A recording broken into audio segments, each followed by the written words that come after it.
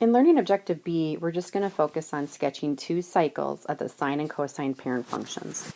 So let's recall from the activity what we did, and let's look first at the cosine. Remember, the cosine graph comes from the x-axis, and what we did is we went to each degree movement and we measured the x movements at all of those various angles. And we took those x movements and transformed them to this other graph paper here. So what we did at 0 degrees, the x movement is 1. So at 0, we did 1.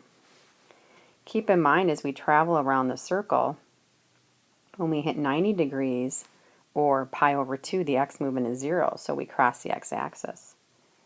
When we hit 180 degrees, the x movement is negative 1, so at 1 pi, or 180, we go to negative 1.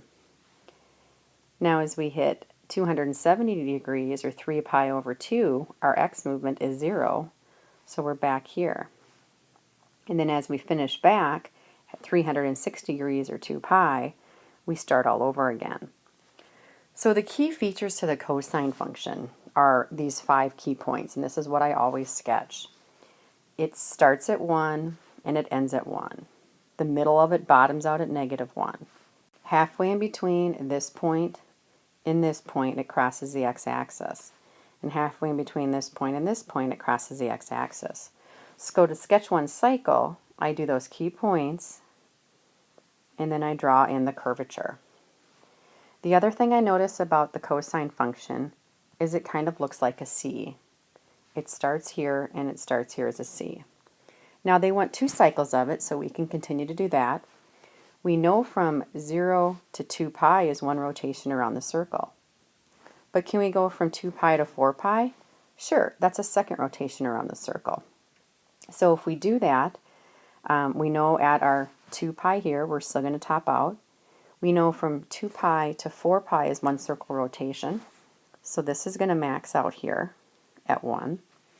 Halfway in between the 2 pi and 4 pi is the 3 pi, and that's where this bottom trough is going to happen. So I can sketch that here at 3 pi. And then I know between the 2 pi and 3 pi, it's going to have to cut the x-axis, and it's going to be right here. And the same thing is going to happen over here. So if you connect that, I just sketched 2 cycles of the cosine function. Now let's look at the sine function. I'm going to switch to blue. The sine is the y movements. So at 0 degrees, there is no y movement at 0. So I always start right here. The sine function always starts at the origin. Let's travel to 90 degrees. At 90 degrees, the sine is positive as a 1. 90 degrees is pi over 2, so that's where it tops out. If I travel to 180 degrees, the sine value is 0, so that's 1 pi. So it's actually going to cross here. As I go to 270, or 3 pi over 2, it's negative 1. And then as I work my way back towards the circle to 360, I'm back to 0. So one cycle of sine has, again, 5 key points. It starts at 0 and it ends at 0. Halfway between 0 and 2 pi is 1 pi, so it crosses again. Then it tops off at the middle here between 0 pi and 1 pi, which is pi over 2. Between 1 pi and 2 pi is 1.5 pi, it bottoms out. So if you connect those, that's one cycle of the sine function. The sine function actually looks like an S. Now let's do another cycle of it. Fine, I can go from 2 pi to 4 pi. Same features. It's going to start at 0 here. It's going to end at 0. Halfway in between 2 and 4 is 3, so that's where it hits again.